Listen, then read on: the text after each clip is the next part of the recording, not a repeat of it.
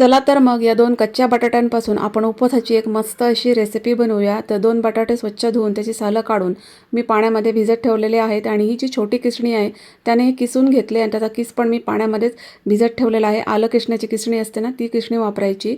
Pan गरम करून घेतलेला आहे आणि याच्यामध्ये 1 चमचा तूप घातलेला आहे। तुपाऐवजी तुम्ही तेल पण वापरू शकता। तूप चांगलं गरम झालं की याच्यामध्ये अर्धा चमचा जिरं घालायचं आहे। तुम्ही जिरं उपवासाला खात नसाल तर स्किप केलं तरी चालेल। जिरं चांगलं फुलू द्यायचं। हे बघा, जिरं चांगलं फुललं की याच्यामध्ये नंतर 1 कप पाणी घालायचं आहे। उपवासाची खूप हटके आणि मस्त अशी रेसिपी आहे। चवीला तर खूप अप्रतिम लागते ही रेसिपी, नक्की ट्राय करून बघा। आणि पाणी घातल्यानंतर मग याच्यामध्ये आपल्याला एक अर्धा चमचा चिली फ्लेक्स घालायचे आहेत। तुम्ही इथं हिरवी मिरचीसुद्धा बारीक चिरून घालू शकता।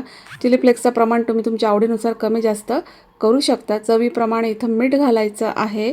अगदी पाव चमचा मी इथं मीठ घातलेला आहे। तुमच्या चवीनुसार तुम्ही इथं मीठ ॲड करू शकता। आणि नंतर मग याच्यामध्ये हा बटाट्याचा जो किस आहे तो घालायचा आहे। तो पाण्यामधनं चांगला पिळून घ्यायचा आणि नंतर इथं ॲड करायचा आहे। पाण्यासकट घालायचा नाही आहे। इथं 2 मोठे चमचे मी भाजलेल्या शेंगदाण्याचा कूट घातलेला आहे।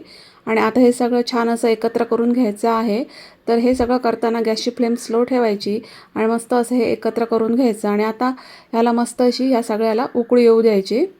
ते बघा, सगळं चांगलं मिश्रण आहे ते मी मस्त असं एकत्र करून घेतलं। तर इथं मी बघा ही भगर घेतलेली आहे किंवा वरीचे तांदूळ म्हणतात, तर ते अर्धा कप घ्यायचे आहेत। आणि याचं मिक्सरमधनं असं बारीक असं पीठ करून घ्यायचं आहे। 1 कप आपण पाणी घेतलं आहे म्हणून अर्धा कप इथं वरीचे तांदूळ घ्यायचे आहेत आणि त्याची बारीक अशी पूड करून घ्यायची किंवा पीठ करून घ्यायचं आहे। हे बघा, हे जे मिश्रण आहे ते मस्त असं शिजलेलं आहे। बटाटा पण मस्त शिजलेला आहे, कारण आपण बारीक किसणीने इथं किसून घेतलेलं आहे।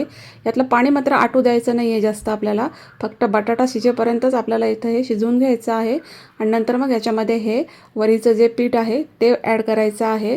तुमच्याकडे समजा रेडीमेड वरीचं पीठ असेल तर ते सुद्धा तुम्ही इथं वापरू शकता। आणि ह्या मिश्रणामध्ये हे पीठ मस्त असं एकत्र करून घ्यायचं आहे।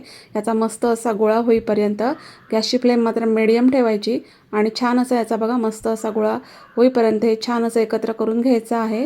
एका ताटाला मी परतवून घेतलं, म्हणजे त्याची उलटी बाजू घेतली आहे आणि त्याच्यावरती मी तूप लावून घेतलेलं आहे आणि त्याच्यावरती हा आपला मिश्रणाचा जो गोळा आहे तो काढायचा आहे। लगेच तयार होतो हा गोळा 2 ते 3 मिनिटांमध्ये, कारण तांदूळ शिजायला फार कठीण नसतात, ते पटकन शिजून हा गोळा आपला तयार होतो। आणि असं स्पॅच्युलाच्या साहाय्याने ते पसरवून घ्यायचं आहे। स्पॅच्युलाला कुठे चिटकत असेल तर थोडंसं तेल किंवा तूप तुम्ही इथं लावू शकता आणि छान असं पसरवून घ्यायचं आहे। बघा, मी असा मस्त असा चौकोनी आकार करून घेतलेला आहे। आता हे पूर्ण गार करून घ्यायचं आहे। तुम्हाला फार घाई असेल तर तुम्ही हे फ्रीजमध्ये पण ठेवू शकता। नंतर याचे तुकडे करून घ्यायचे आहेत। तर सुरीच्या साहाय्याने बघा मी याला असं कट करून घेतलेलं आहे मोठ्या मोठ्या चौकोनी शेपमध्ये। आता मला परत मधनं असं कट करणार आहे आणि ह्याचा त्रिकोणी असा आकार मी कापून घेणार आहे।